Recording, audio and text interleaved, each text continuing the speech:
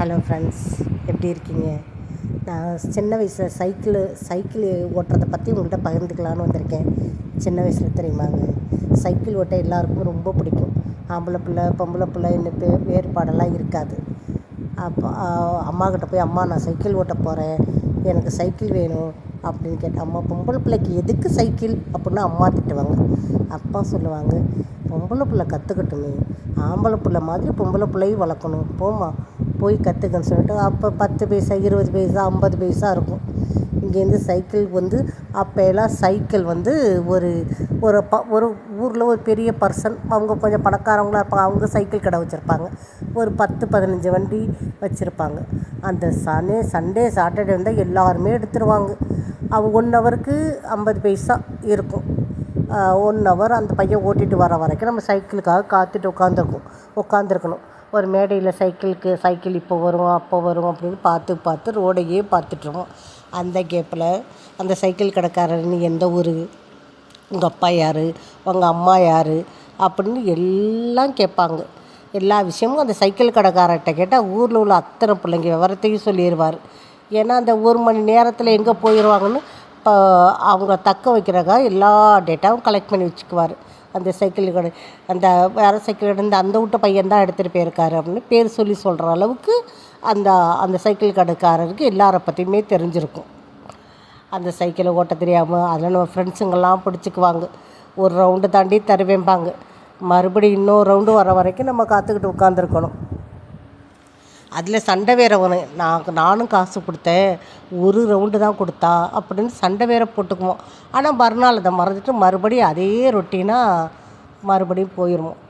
அந்த காலத்து சைக்கிள் இருக்கும்போது பார்த்தா பொல்யூஷன் இருக்காது, இருக்கும். நம்ம எவ்வளோ தூரம்னாலும் எவ்வளோ வெயிட்னாலும் கொண்டுட்டு போகலாம்.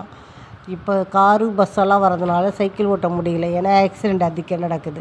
அப்போல்லாம் வீட்டுக்கு ஒரு சைக்கிள் இருந்தால் அவங்க கொஞ்சம் பணக்காரவங்க. அதில் பார்த்தா எல்லா பிள்ளையும் பின்னாடி உட்கார வச்சுட்டு முன்னாடி உட்கார வச்சுட்டு படத்துக்கு கூட்டிகிட்டு போவாங்க. எனக்கு தெரிஞ்சு எங்கள் அம்மா பின்னாடி உட்காந்துருப்பாங்க, எங்கள் அம்மா மடியில் நான் உட்காந்துருப்பேன், எங்கள் சின்ன அண்ணன் முன்னாடி உட்காந்துருப்பாங்க. எங்கள் அப்பா கூட்டிகிட்டு என்ன படத்துங்க, மைதிலி என்னை காதலின்னு நினைக்கிறேன், அந்த படத்துக்கு டூரிங் தேட்டருக்கு எங்கள் அப்பா எங்களை கூட்டிகிட்டு போவார். அந்த சைக்கிளில் அப்பா போகும்போது, அப்பா வலிக்குதுப்பா, கொஞ்சம் நிப்பாட்டுப்பா, பின்னாடி வலிக்குது அப்படின்னு சொல்லிட்டு அங்கங்கே நிப்பாட்டி ஏதாவது தீனி இருந்தால் வாங்கி கொடுத்துட்டு, டீ கடை இருந்தால் டீ வாங்கி கொடுப்பாங்க. அங்கே டீ மட்டும் நம்ம குடிக்க மாட்டோம், வரிக்கியும் வாங்கி அங்கே அதை என்னமோ பேர் சொல்கிறாங்க, நம்ம ஊரில் வரிக்கின்னு தான் சொல்லுவோம். பொறைன்னு சொல்கிறாங்க சென்னையிலலாம். பொறை வாங்கி கொடுத்து சாப்பிட்டுட்டு வருவோம். இதெல்லாம் எவ்வளோ சந்தோஷமாக இருக்கும் தெரியுமா? அந்த சைக்கிள்லேருந்து கீழே வந்து மண்டை உடஞ்சி போயிடும் நிறைய பேர்த்துக்கு. பாவம் தூக்கிக்கிட்டு ஓடுவாங்க. அந்த சைக்கிள் கற்றுக்கிறதுக்கு எவ்வளோ இருக்குது தெரியுமா? யாராவது கொஞ்சம் நேரம் சைக்கிளை நிப்பாட்டி வச்சுட்டா ஒரு ரவுண்டு போயிட்டு வந்துடுறேன்னு கேட்டுட்டு அந்த சைக்கிள் எடுத்துகிட்டு போவோம். இப்போ உள்ள பிள்ளைங்களும் சைக்கிள், சின்ன பிள்ளைங்க யாருமே சைக்கிள் ரொம்ப ஆசையாக வாங்குதுங்க, கற்றுக்குதுங்க. ஆனால் வெளியில் நம்பி கூட பயப்படுறாங்க. அப்போலாம் துணிச்சலாக எங்கே வேணாலும் சைக்கிள் ஓட்டிடலாம். பொம்பளை பிள்ளையெல்லாம் பாதுகாப்பு இருப்புங்க. இப்போ பக்கத்து வீடை நம்பி கூட அனுப்ப மாட்டேங்கிறாங்க. அப்போலாம் நம்ம பக்கத்து வீட்டில் போய் பிள்ளைங்களோட படத்துக்கு அங்கேயே தூங்கிடுவோம். அம்மா அப்பா தூக்கிட்டு வருவாங்க. இப்போ யாராவது பக்கத்து வீட்டில் போய் படுத்துருக்க முடியுமா? ட்ரெஸ் எல்லாம் மேலே போயிடும் வேறு. அப்போல்லாம் யதார்த்த உலக்கங்க, எல்லாம் வரிசையாக தெருவில் பாய போட்டு தூங்குவாங்க. இப்போ தூங்க முடியுமா? கைத்து கட்டில், எங்கள் வீட்டில் கைத்து கட்டில் இருந்துச்சு, அதில் தான் எங்கள் அப்பா உட்காந்துருப்பாங்க, அதிலே படுத்து தூங்கிடுவோம். ஆனால் இப்போ வளர்கிற பிள்ளைங்களுக்கு வெளியில் ப்ரைவேசி கிடையாது. அப்போ எங்களுக்கெல்லாம் அவ்வளோ ப்ரைவேசி. எப்போ பார்த்தாலும் சனிக்கிழமை ஞாயிற்றுக்கிழமை வந்துட்டால் ஸ்கூல் லீவுனா காலையில் எங்கள் அப்பாக்கிட்ட ஒரு நாளைக்கு ஃபுல்லாக 6 மணி நேரத்துக்கு காசு வாங்கிடுவேன்.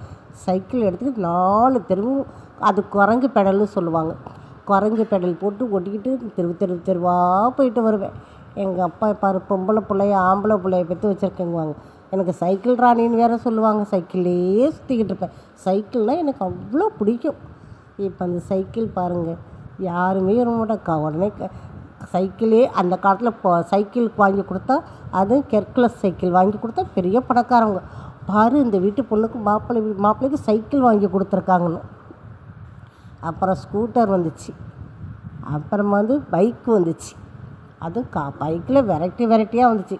இப்போ மாப்பிள்ளை பைக்கு கூட கேட்குறதில்ல, டைரெக்டாக கார் வாங்கி தருவாங்களா அப்படி கேட்குறாங்க.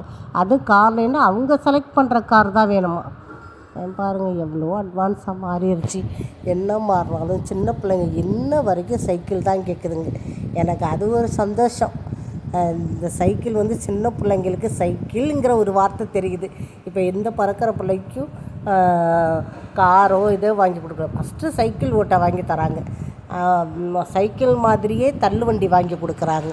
இதெல்லாம் வந்து என்ன மாறினாலும் அந்த சின்ன பிள்ளைங்களுக்கு மாடல் தான் மாறிடுச்சு. சரி, சைக்கிள் வாங்கி கொடுக்குறது இன்னும் மாறலை. ஆனால் அதை ஓட்ட தான் அந்த பிள்ளைங்களால முடியல. ஏன்னா எங்கே பார்த்தாலும் காரு வண்டி, காரில் போனாலே இடிச்சு போகிறானுங்க, பஸ்ஸில் போனாலே இடிச்சிடறாங்க, ஆட்டோவில் உட்காந்து போங்க வந்து இடித்து சகடிச்சிட்றாங்க. அப்போ சைக்கிளில் போனால் எப்படிங்க? ஆனால் சைக்கிள் தாங்க நல்லது. பெட்ரோல் செலவும் மிச்சம், அது ஈஸியாக ரிப்பேர் பண்ணலாம், எத்தனை பேர்னாலும் தூக்கிட்டு போகலாம், எவ்வளோ வெயிட்னாலும் தாங்கும். இது தாங்க சைக்கிளுக்கும் பைக்குக்கும் உள்ள வித்தியாசம். எல்லோரும் சைக்கிள் ஓட்ட பழகுங்க, எக்ஸசைஸ் மாதிரி இருக்கும், உடம்புக்கு நல்லது, எந்த எஃபெக்டும் இருக்காது.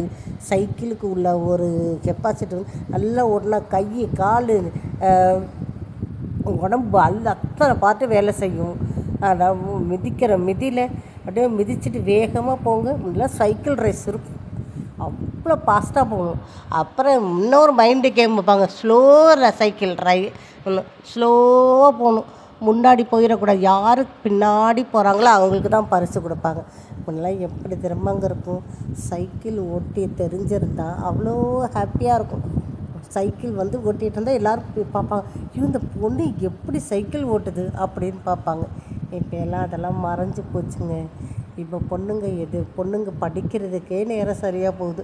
அப்போல்லாம் நாங்கள் 10 மணிக்கு ஸ்கூல் போவோம். அதுவும் வந்து கையை காலை கட்டி தூக்கிட்டு போவோங்க.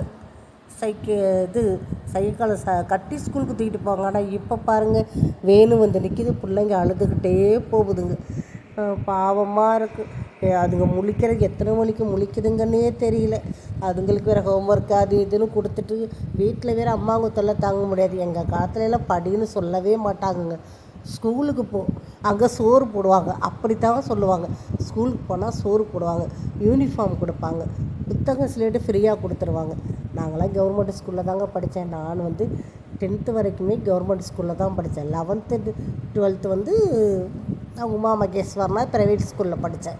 ஆனால் காலேஜு கூட குந்தவனாச்சியாரில் கவர்மெண்ட் காலேஜில் தான் படித்தேன். அதனால் எல்லோரும் வந்து பழசை மறக்காதீங்க, நினச்சி பாருங்கள், அவ்வளோ ஹாப்பியாக இருக்கும். இது மாதிரி நான் நினச்சி பார்த்து தான் உங்களுக்கு சொல்கிறேன். சைக்கிள் ரொம்ப இம்பார்ட்டன்ட் லைஃப்பில். அந்த சைக்கிள் மெமரி எப்பயுமே என்னால் மறக்க முடியாது. வணக்கம் ஃப்ரெண்ட்ஸ், பாய்.